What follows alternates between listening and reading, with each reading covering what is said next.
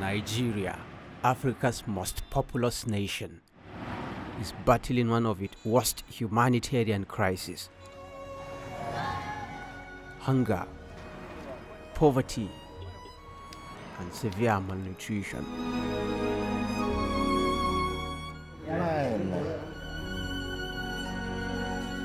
More than 30 million people are at risk of extreme food shortages. Rasa guda biyu nake ci 500. To yanzu wata ran a yanzu haka ma akwai mai bi na 500. Rising food prices, insecurity, climate change, and cuts in foreign aid have left millions sleeping on empty stomachs.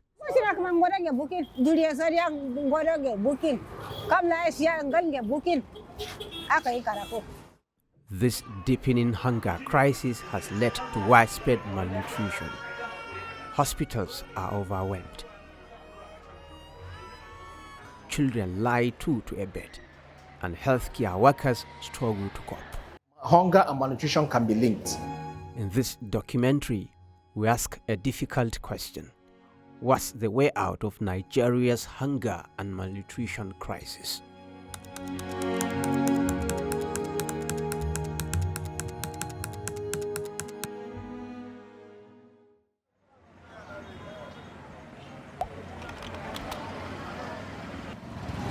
It's a Tuesday afternoon in Kano, Sabongari. 38-year-old Mustafa Ismail is at the market, trying to buy food for his family. But with prices soaring, he can only afford half a mudu of rice, barely enough to feed his wife and 3 children.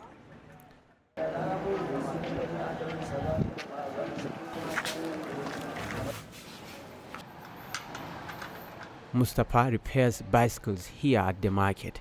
The job brings in little, and most days he struggles to stay afloat. Da gaskiya ina sai da kaya sun kai na 500. Kayan da nake kasawa nake sayarwa, amma saboda Allah a yanzu haka ba su fi na 15,000 ba. Sakamakon yau da gobe in ka samu cinikin da muke yi da yanzu ba ma yi rabin sama ba ma. Halin rayuwa dai a haka dai in ka cinye kaya yau ba zai dawo ba, maimakon ka samu ci gaba gaskiya kusan ƙasa nake yi. Saboda haka duk kayan nawa a haka in na sai da taya ɗaya ba zan iya dawo da ita ba sakamakon gida. Da 2,500 nake samu amma yanzu 1,500 nake samu, shi ma a hakan sai na ɗanye bige-bige na. Ba ma iya siyan nama saboda halin yadda kasuwar take. In dai da kuɗi na ne gaskiya sai dai kasuwa ta yi kyau, na ɗan samu ciniki shine nake ɗan ware kuɗi in siya nama, amma gaskiya kafin na siya nama ana jimawa sai in fi wata 5 ban ci nama ba.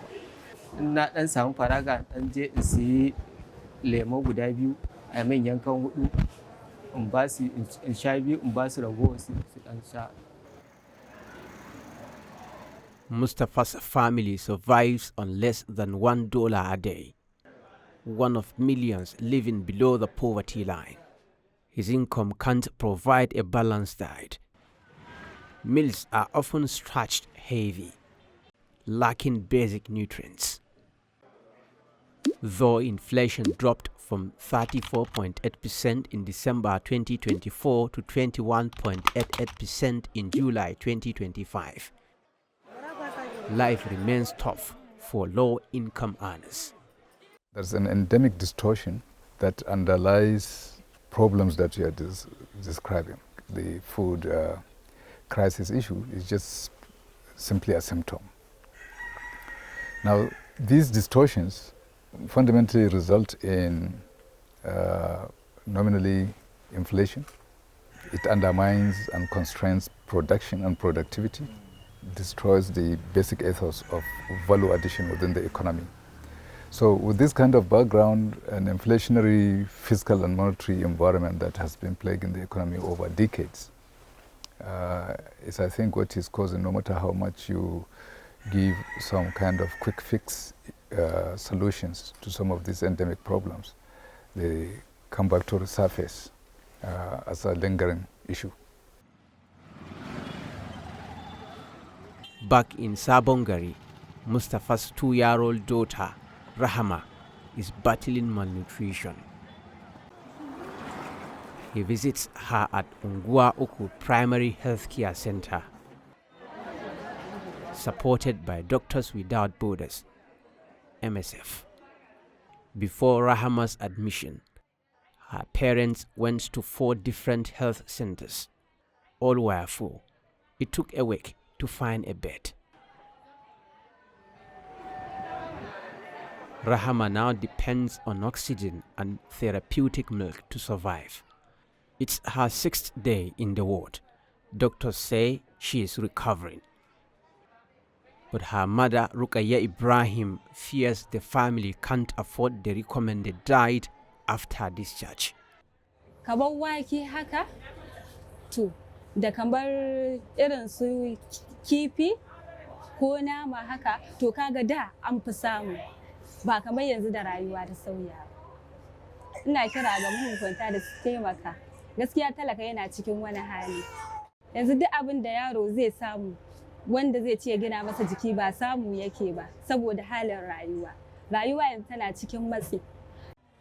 To ban san da wani asibiti ba, mun sha wahala kafin mu zo nan, to sai da muka zo nan aka ƙara mai ruwa, kwana biyu ane mai ƙarin ruwa, sannan ya samu ya ɗan farfaɗo.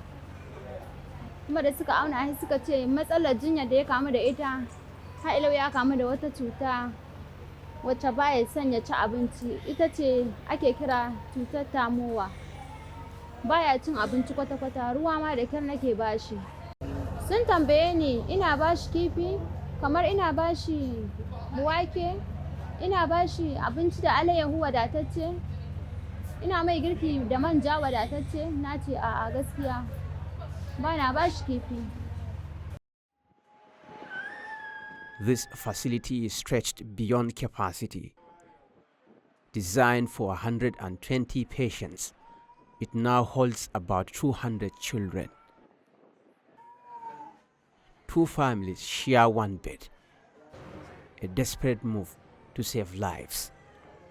There is a case of a child that was brought by the mother. The mother traveled a very long distance. She didn't have money, and for most of the distance, she trekked, actually. And it took her 2 days to actually get to our facility. The child has been sick for the past 2 weeks. She was severely acute malnourished child, and there was really nothing we could do to save this child. It was really a very painful period for us. MSF runs 5 centers in Kano. Between January and August 2025, they treated over 26,000 malnourished children on outpatient care and admitted 5,533 for intensive treatment. Sadly, 469 children didn't survive. Throughout last 3 months, we are having an increase of the patient. If I can give you a reference, like last week alone, we have admitted about 1,000 cases of malnutrition here in one center. We categorize malnutrition basically into 3 classes. The first class is what we call marasmus. These are the children that usually lack energy, meaning carbohydrates. Then there is a classification also called squashako. These are the classification of children that lack protein. Then there is a classification we call protein energy malnutrition. In this case, children lack both protein and carbohydrates. The World Food Programme estimated 30.6 million Nigerians face acute food insecurity. Experts warn that hunger and malnutrition are inseparable. Hunger would directly lead to malnutrition. If there is not enough food, it could lead to malnutrition. Like I said, malnutrition had to do with 2 things: the quantity and the quality. The quantity of food needs to be adequate, the quality of food needs to be adequate. So eating a lot of carbohydrates without vegetables, without vitamins, without other ancillary food classes will not help. But eating the right quantity of food and the right quality of food will help. Of course, hunger eliminates both. If there is no food, then the food is not adequate and is not even enough in terms of quality. So yes, there is a relationship between hunger and malnutrition. Kano, the most populous state in northern Nigeria, battles hunger and malnutrition. According to the United Nations Children Fund UNICEF, 51.9% of children in Kano are stunted due to severe cases of malnutrition. Many initiatives have been developed and have been implemented as far as the issue of addressing malnutrition and hunger in Kano State is concerned. Apart from the recent intervention of about 500 million set aside to address that, some of the efforts so far put in place include the development of the food and nutrition policy, which is of 2025, from 2025, 20 and 30 is going to be reflected that this is a policy dedicated on that, which is going to run for the period of 5 years. We cannot fight poverty or hunger when people are not empowered. It's part of the state government effort every month. State government, through the ever leadership of His Excellency Alhaji Kabir Yusuf, provide empowerment support fund for 5,200 women every month.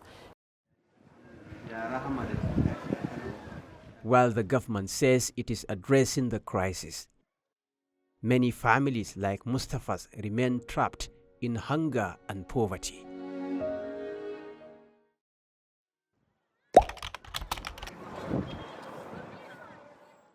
An estimated 4.6 million people in Borno, Adamawa, and Yobe State are at risk amidst escalating food shortages in Nigeria.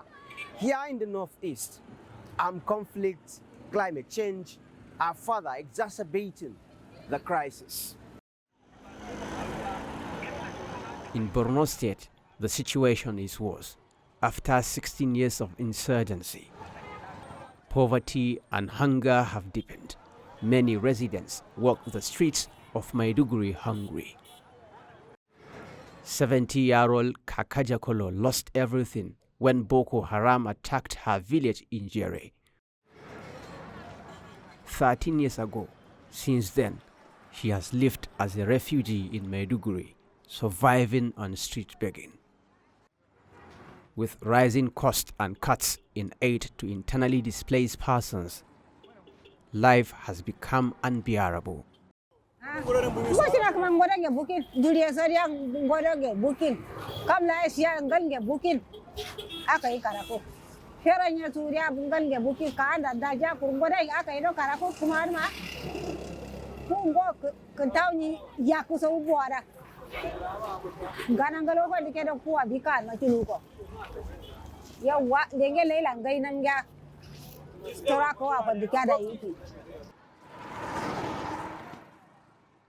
At day's end,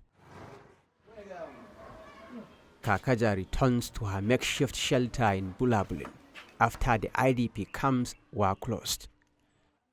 Her story mirrors that of thousands who now fend for themselves amid deepening poverty and hunger.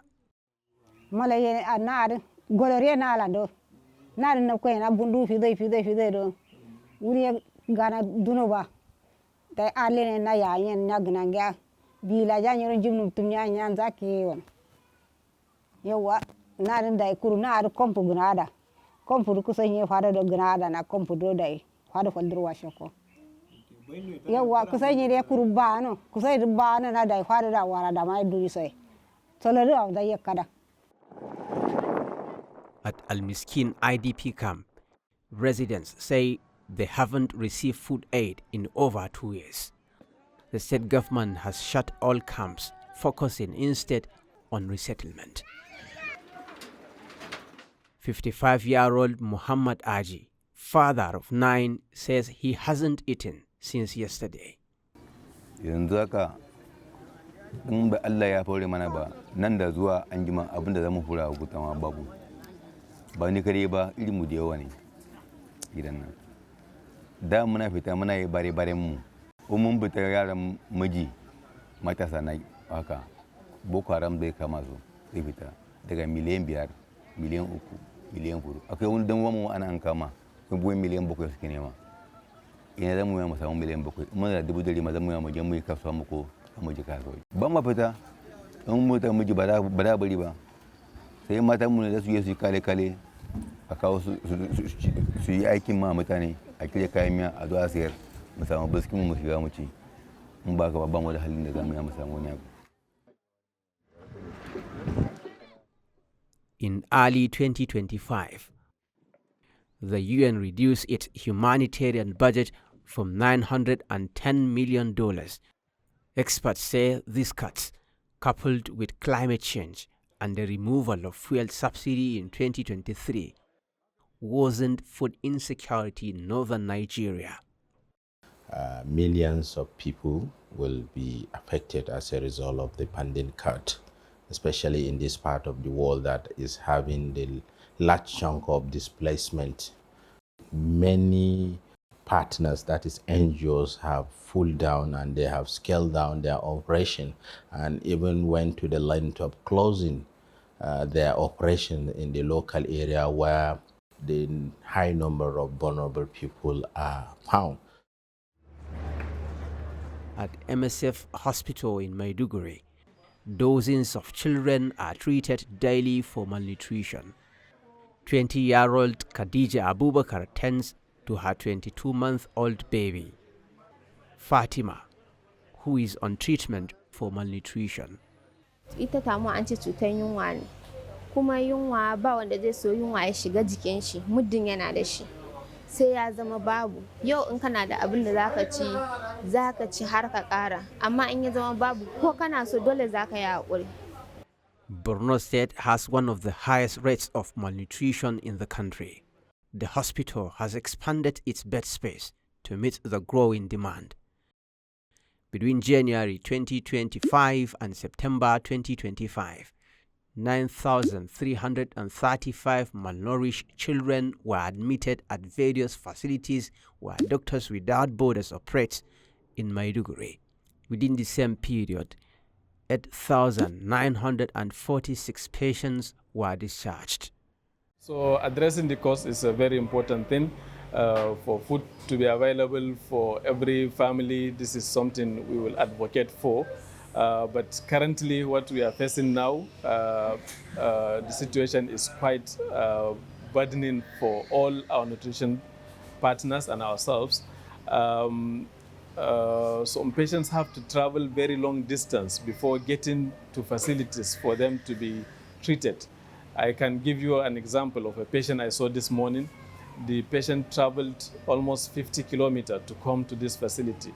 On her way, she stood at 2 different facilities, but was told that there was no bed space for her child, and she had to come here. Luckily, she came in time, and we were able to save that child.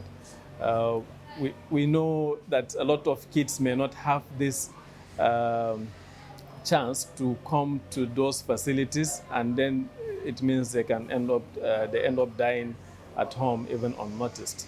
So it's very important that food should be available for homes, and also that now that we are in this situation, for our partners, nutrition partners, in terms whether government or non-governmental, for them to also expand their capacities so that they can admit more of those kids, so that these kids can have access to the quality care they give, not only traveling some longer kilometers for them to have access. The effect of this is that this is why we are having too many patients in our facility in terms of critical patients. Speaking on the crisis, the Borno State government says it remains committed to addressing hunger and malnutrition. The government of Borno State has been on top of the matter by providing the necessary support to farmers to go to farm, including the provision of security guards to accompany those farmers to their farming area, as well as providing the logistical arrangement by transporting them. The transported car will go there, wait for them, and bring them back.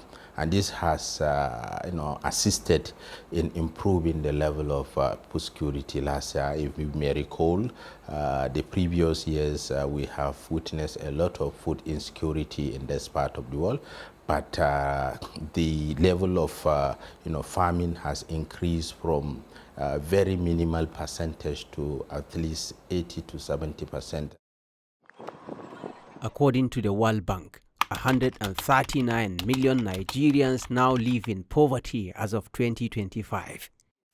Yet, Nigeria is rich in farmland and agricultural potential. The Federal Ministry of Agriculture says the country has 73 million hectares of arable land. So, how can Nigeria achieve food security?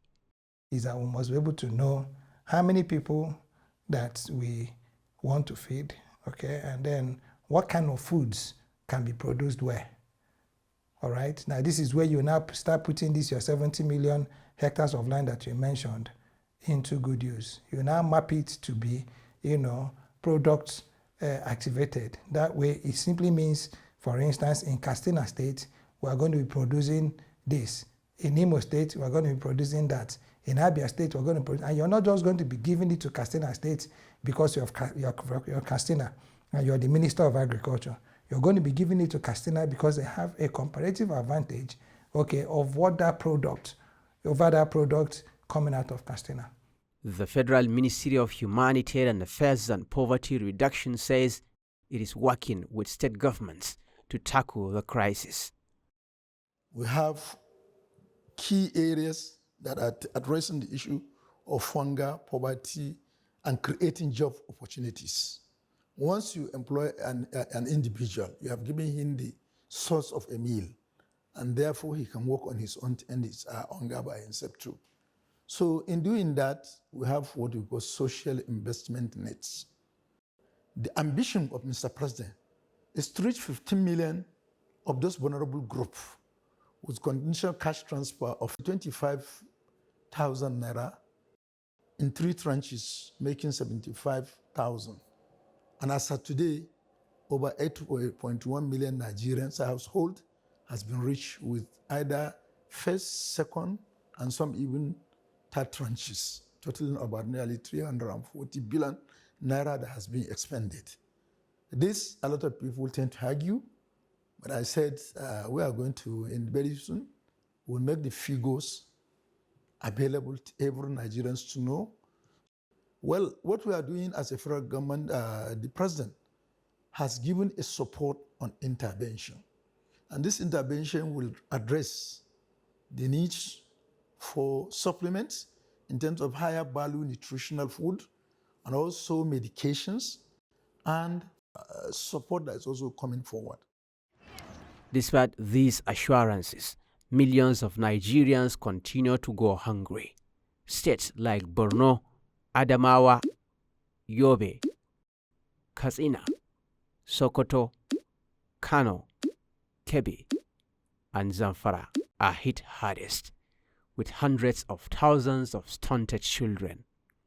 In August 2025, the Federation Account Allocation Committee (FAC) shared a record 2.225 trillion naira among federal, state, and local governments. Yet, the suffering continues, raising tough questions about accountability and governance in Africa's largest economy.